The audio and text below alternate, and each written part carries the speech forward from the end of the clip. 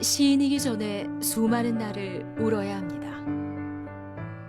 시인은 3살 때 이미 남을 위해 울어본 일이 있어야 합니다. 시인은 손길입니다. 어루만져야 합니다. 아프니 슬프니 가난한 이에게서 제발 손 떼지 말아야 합니다. 고르지 못한 세상, 시인은 불행한 이 하나하나의 친족입니다. 아름다운 식기로, 시인의 양심으로 한국 현대사를 온몸으로 끌어안고 살아온 시인 고은. 이제 한국을 넘어 세계인의 마음까지 움직이고 있는데요. 책을 사랑하는 우리 독자들은 고은 시인에 대해 어떤 느낌을 가지고 있을까요? 잘 모르지만 고운 분, 정직한 분. 노벨 문학상, 민족 시인. 민족을 대표하는 민족 시인이라는 생각이 들어요. 큰 나무요. 잎이 풍성한 초록 색깔? 네. 그런 고목 같은. 반세기를 훨씬 넘는 시간을 겪으셨으면서도 불구하고 지금도 여전히 현역 시인, 한국 현대문학 그 자체라고 해도 과언이 아닙니다. 고 선생님을 이렇게 보면 그 독자라든지 사람으로 홀리는 힘이 있습니다. 강하게 끌어당기는 힘이 있으시거든요. 2000년대 이후로 한국 문학이 갖고 있는 어떤 세계화에 대한 열망, 또 거기에 대한 컴플렉스를 많은 부분을 해결해 주신 분이기도 하죠.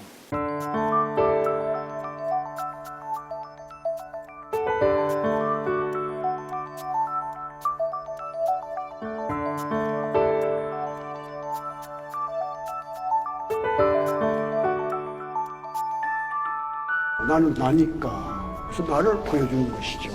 그러면 그들이 좋아하고 장벽이 있어서 장벽을 넘는 아주 황홀함이 있죠.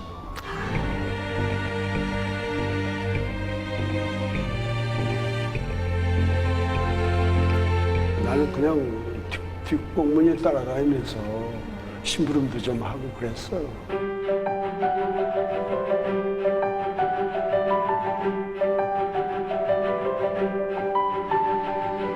소를 발명한 것이 아니라 발견한 겁니다.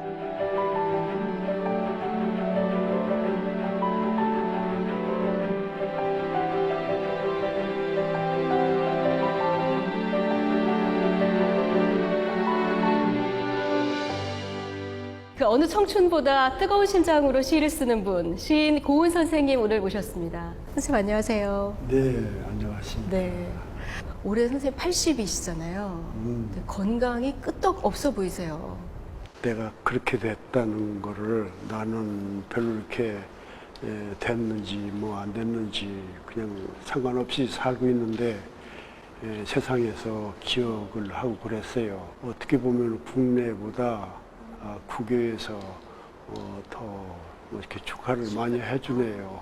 그러셨군요. 예. 또 내가 우리 아버지가 내 생일을 식민시대니까 이렇게 정확하게 그 호적에 올리지를 못해서 4월 10일로 그러니까 그걸 또 이태리에서는 알고 4월 10일 날 나한테 명예학위를 또 주었어요. 그래서 그러니까요. 선생님 이탈리아 베네치아에 있는 대학이죠. 중세 그 베네치아풍의 무슨 가운 있죠. 커다란 거 입고 여기 모자도 뭐 이상하게 이렇게 쓰고 나같지 않았었어요. 뭐 어디 뭐 중세 어떤 그런 사람처럼 돼갖고 좀 색다른 느낌이셨어요. 그걸 받았죠. 받고. 제일 인상적인 것은 내 기념연설이 좀 어려웠는데도 불구하고 사람들이 참 좋아해 줬어요. 유럽인들이 특히 선생님 시를 좋아하는 것 같아요. 특별한 어떤 공감대가 좀 있을까요? 나는 그 사람들이 우리 문학을 얘기할 때 한국의 어떤 특수성보다는 세계 모든 사람들이 함께 나눌 수 있는 어떤 보편성을 많이 이렇게 지향해라 이런 그 말을 많이 하는데요. 나는 그 보편성을 그렇게 또 찬성하지 않습니다. 그냥 내가 하고 싶은 구애 없는 것을 표현하고 그러면 그들이 받아들여서 좋아하고 이렇게 만들어지는 것이 새로운 보편성을 만드는 것이죠. 어떤 보편성이라는 하나의 제도가 있어서 거기에 충실해야 된다. 이렇게 드는 보편성은 나는 그런 거 있으면 발길을 차버리죠. 나는 나니까. 그래서 나를 보여주는 것이죠. 그러면 그들이 좋아하고 또 나 역시 그들의 어떤 세계가 참 뜨겁고 진지하고 그렇다면 나도 좋아하고 이런 관계죠. 나는 나니까.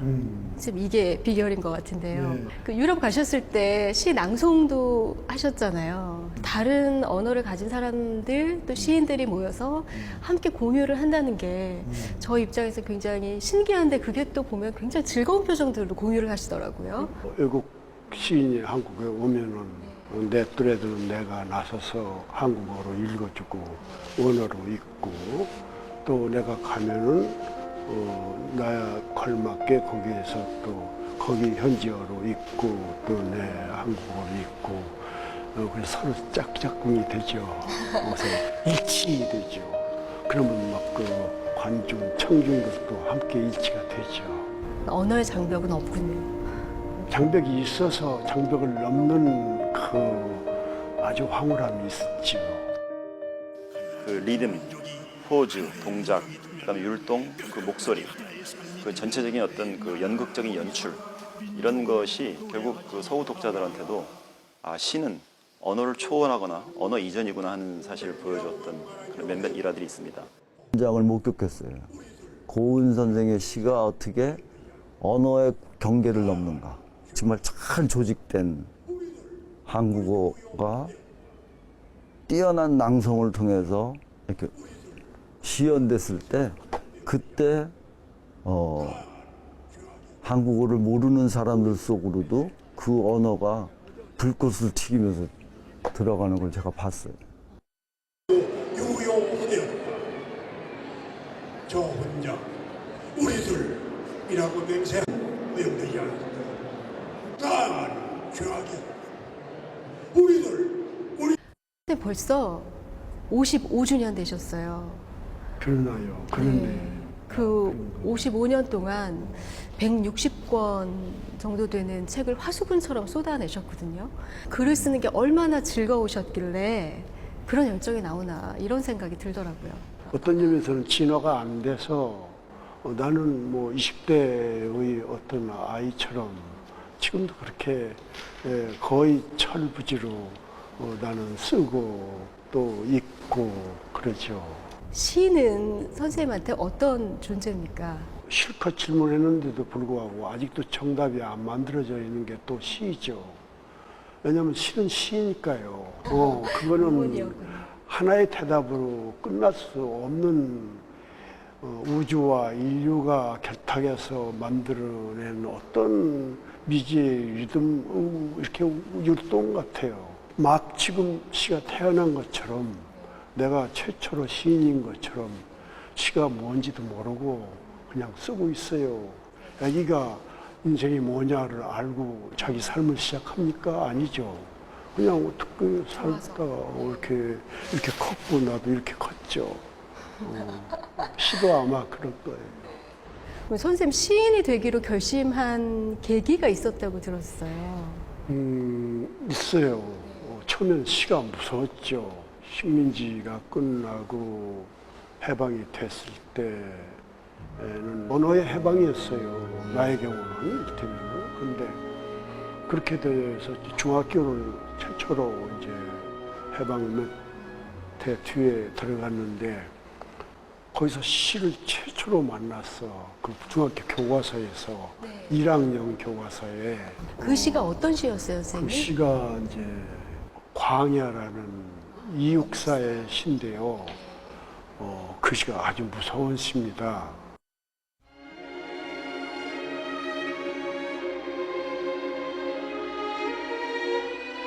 까마득한 날에 하늘이 처음 열리고 오되 다구는 소리 들렸으랴. 모든 산맥들이 바다를 연모해 휘달릴 때도 차마 이곳을 범하던 못하였으리라. 다시 천구의 뒤에 백마 타고 오는 초인이 있어 이 광야에서 목 놓아 부르게 하리라. 광야는 그냥 무한 개념 아닙니까? 커다랗게 펼쳐져 있는 거. 그런 세계를 어린아이가 처음 만난 거야. 광야. 우리 집도 우리 울타리 밖의 길 이런 게 아니잖아. 또 특히 해방됐으면 해방된 나의 총, 국가, 제한된 국가도 아니고. 그게 커, 그 광야가. 그리고 거기에는요, 아시죠? 어디에 달구는 소리 들렸으랴. 닭이나 무슨 뭐 새나 이랬다 이런 것도 생기기 이전의 아주 머나먼 과거, 뭐 억겁 이런 거죠. 그걸 그냥 옛날 말로 천고라고 하지 않습니까? 그런 천고의 세계예요. 그러니까 시간도 아까 공간도 그런데 시간도 막 어제 오늘 2시 5분 뭐 이런 거 아니잖아요. 허망해. 또 거기에 나온 초인 있죠. 초인인데 인내 초인은 그냥 또 걸어다니는 초인도 아니고 백마 타고 막 달려오는 초인 아니야. 그런 게 막 처음 아무 준비 없는 어린아이한테 온 거야. 그러니까 그게 무섭죠. 이거는 내가 이렇게 발디딜 때가 아니구나. 아, 그때는 오히려. 아니 싫었어. 무섭고. 막 무슨 귀신 같고. 그러시다가. 그런데 그렇게 해서 실은 뭐 내 게 아니라는 건 뭐 됐죠. 근데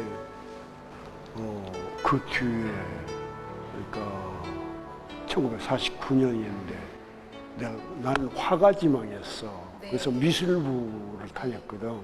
미술부는 방과 후에 화실에서 그림 그리죠. 그리면 이제 어둑어둑할 때 집에 4km를 걸어서 와요. 근데 그 어둑어둑한 길을 집에 거의 다 왔을 때 길가에 뭐가 떨어져 있어요. 집에 오는 길에서. 예. 어둠 속이었죠. 반짝 빛나는 것 같아요. 보니까 책이야. 가보니까 주스니까 그게 시집이에요. 집에 가서 막 읽은데 떨려서 이게 누구냐면 하나원이라는 나병이 걸려서 이제 뭐 이렇게 떠돌고 그러면서 처절한 삶을 사는 그런 것이 이제 시 처음으로 나온 거예요. 그게 이제 나한테 걸린 거죠. 그래서 그걸 읽고 공부는 다 팽개치고 새벽까지 이제 그 시집을 읽고 또 읽다가 이제 엉엉 울었어. 감동을 해가지고. 가도 황토. 그리고 이제 자고 나면 발가락이 떨어져서 없어지고 눈썹도 빠지고 막 그래요. 그 처절한 것에 내가 동화가 돼서 새벽에 이제 맹세를 해서 자기 자신한테 나도 무등병을 걸릴 것. 그런 시를 쓰기 위해서. 그리고 또 나한테도 그렇게 쓸 수 있다면은 이런 시를 내가 쓰고 싶다. 그 두 가지를 맹세했어. 그러고 있는데 그냥 전쟁이 난 거예요. 그 다음에. 그러니까 그런 게 다 없어졌죠, 이제. 전쟁이 난 동안에는 내 고향에서는 죽음이 참 많았어요. 좌익, 우익, 이게 서로 죽이는 거죠. 죽이고 또 죽이고 또 죽이고. 그 어린 나이가 죽음을 많이 봤어요. 그리고 실제로 그 죽음 속에서 내가 살아남은 거예요. 그러니까 무슨 내가 화가가 되겠다는 학생 때 생각, 무슨 시 하나원처럼 되겠다는 생각, 그런 게 다 어디로 가버렸어. 없어요. 그러니까 뭐 조국 전체가 폐허가 됐죠. 그런데 휴전 전쟁이 이제 끝나고 국민적 대도 하나씩 생기고 이럴 때 지금 사람들이 이제 폐허의 집을 하나씩 짓고 거리로 돌아와서 일상생활을 시작하고 이럴 때죠. 그런 때, 내가 시인 됐어요, 벌써. 내가, 시를 써야지 하고 쓴 것도 아닌데, 그냥 어떻게, 손이 먼저 가서 이렇게 놀고 있었어요. 심에 이렇게 든 거예요.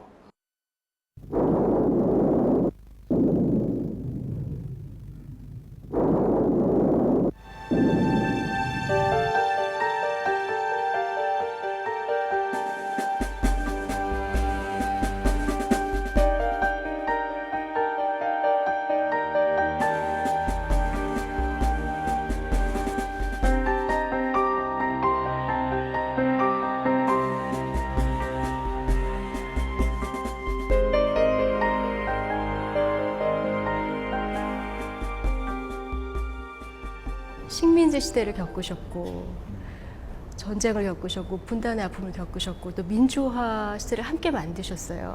아니요. 나는 뭐 함께라뇨. 그런 그 너무 엄청난 의미를 부여할 수는 없고요. 나는 그냥 뒷공문에 따라다니면서 심부름도 좀 하고 그랬어요. 70년대를 이렇게 돌이켜 보시면 선생님 기억하고 그 시대하고 딱 이렇게 맞닥뜨려지는 지점, 가장 많이 떠오르는 그 지점이 어딘가요, 선생님? 의식으로서는 70년대가 내 고향이죠. 나는 그전에는 아주 아름다움만 추구하고요. 허무주의자였고 또 어떤 놈에서 예술 지상주의였어요. 현실의 그늘, 어둠 이런 것에 대해서는 별로 관심도 없었어요. 어떻게 지금 바보처럼. 그런데 나는 유난히 폭음을 많이 했었어요. 자기를 어떻게 감당할 수가 없었던지 그 통금 시간에 늘 무교동에서 자고 막 그랬어요. 뭐 집에 가지도 않고 술집에서. 근데 이렇게 탁자 같은 데서 자다가 툭 쓰러지잖아요. 밑에 시멘트 바닥에. 근데 보면 아직 어젯밤에 청소하지 않은 신문 쪼가리 뭐 이런 거 많이 있잖아요. 뭐. 그런데 그 신문 쪼가리에서 노동자의 분신 자살 기사를 봤죠. 그렇게 만들어진 현실, 사회, 조국 이런 게 확 고구마 뿌리처럼 뽑혀져요. 현실이 나한테는 아무 상관이 없던 것들이 막 뽑혀져 와요. 전태일의 그 죽음을 통해서. 그러니까 확 그냥 전혀 내가 수술을 받은 것처럼 다른 신체가 된 거예요. 그러면서 이제 현실을 이렇게 내가 아무 준비도 없이 감히 이렇게 나섰죠. 실천한다는 것, 또 참여한다는 것, 문인에게는 어떤 어려워요. 의미일까요? 한 번만의 뭐 담배 피우듯이 한 번만의 용기가 아니고 그 용기가 지속이 돼야 돼요. 적어도 10년 같은 시간 혹은 20년 같은 시간 이것이 담보되지 않은 용기는 난 또 그렇게 의미를 이렇게 거의 두지 않는데요. 나의 경우는 이제 감히 그렇게는 되지 못했지만 하여튼 그 언저리 이렇게 맴돌고 그랬죠. 선생님이 그 70년대 변화를 겪으시고 고뇌했던 모습들이 이 바람의 사상이라는 이 책 한 권에 다 곳곳에 실려 있어요. 선생님 이 일기 이게 일부예요. 한 구절을 찾아서 좀 그때 선생님 70년대 그 심정으로 돌아가셔서 한 부분을 좀 읽어주시면. 그때 참 내가 유치찬란했어. 지금도 유치하지만.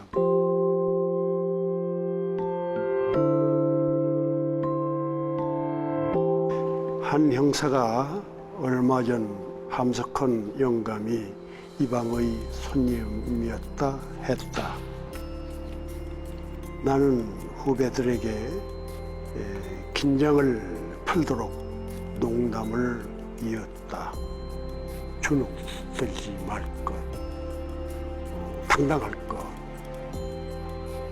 한국 작가의 자존심을 과시할 것이 나에게 남은 원칙이었다. 뭐 이런 거. 담담하게 말씀하시지만 그래도 참여하시면서 여러 가지 그 고통도 현실적인 고통도 좀 많으셨을 것 같아요. 또 즐거움도 있었죠. 고통도 함께 있었고 또 외로움도 있었고 그런데 우리는 이제 지나고 나서 돌이켜 보면은 다 지워져서 그냥 그런가 보다 그러죠. 현실 정치에서 좀 유혹도 있으셨을 것도 같은데요. 뭐 덜어 있었죠. 뭐 그런 거는 뭐 전혀 생각 없으셨었어요. 나는 이 정치를 기본적으로 정치가 아주 위대한 정치는 나는 없다고 생각해요. 위대한 정치는 없습니다. 거의 다 졸렬해요. 정치는 정말 그래요. 세종대왕을 참 좋아하는 이유가 가장 정치다운 정치를 해준. 물론 세종은 단순히 정치만으로 말할 수가 없습니다. 문화, 뭐 과학, 수많은 전천후 전 인간이 개척한 전 영역에 대해서 다 자기가 뭔가 열매를 맺어놓은 그런 놀라운 기적의 존재지요. 나는 내 등짝에 세종대왕을 업고 나는 걸어가면은 내 팔이 얼마나 보무당당하게 씩씩하게 가는지 몰라. 유일한 한 분을 꼽자면. 네, 근데 다른 정치인은 별로 누구가 뭐 이렇다 할 걸 나는 기억하고 싶지 않습니다. 정치는 본질적으로 저질이에요. 그래서 그거를 그래도 우리가 건져줄 수 있는 게 문화입니다. 문화. 문화가 정치에 관여하고 개입하고 거기에 뭔가 끊임없이 무엇을 공급하고 이럴 때 정치가 최선을 꿈꿀 수 있는 가능성을 갖게 되겠죠.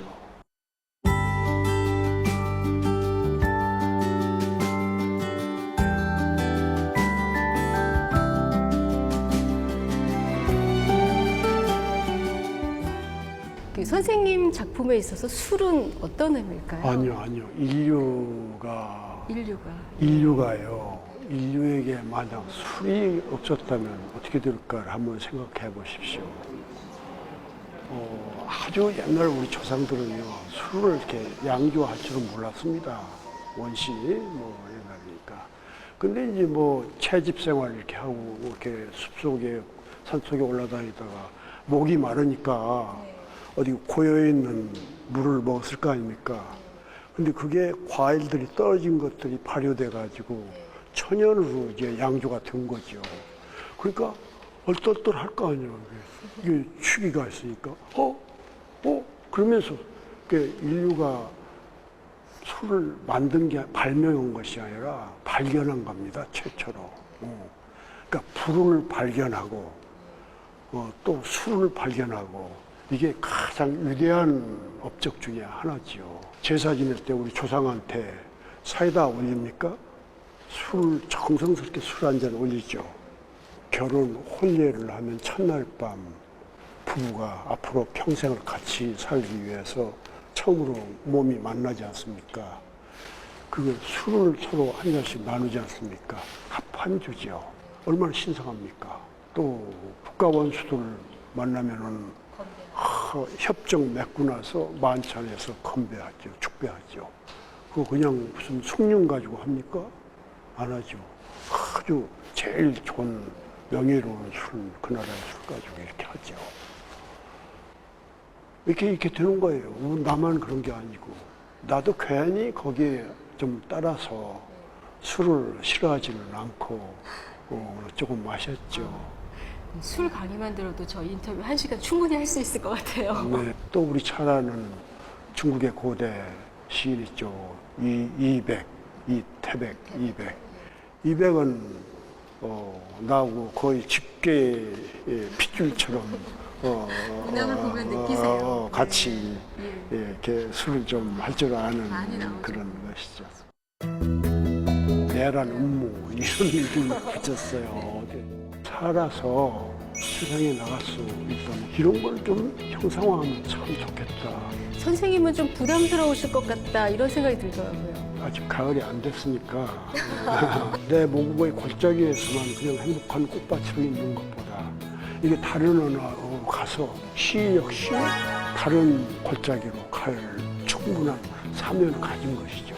서사시의 세계로서의 사랑, 나는 아주 좋아하지. 사자자리에서 내가 왔다. 궁수자리에서 내가 왔다. 우리는 백년 손님. 이 세상 서성거리다 가자.